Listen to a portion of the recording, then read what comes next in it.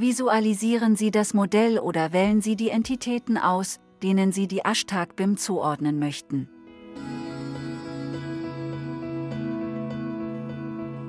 Greifen Sie auf den Bereich zum Hinzufügen von TagBIM zu. Definieren Sie nun die Tags, die die Metadaten der ausgewählten Objekte identifizieren.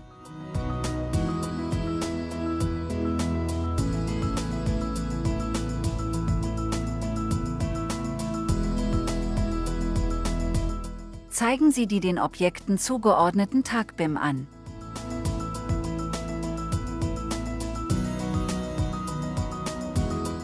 Kopieren Sie die Tagstruktur, um sie auf die Objekte des Modells oder auf die Entität eines anderen Modells anzuwenden.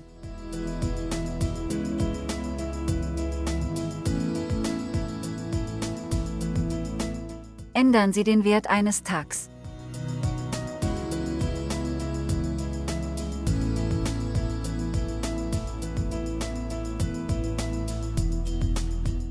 Erstellen Sie einen usTagBIM und geben Sie anschließend seinen Wert an.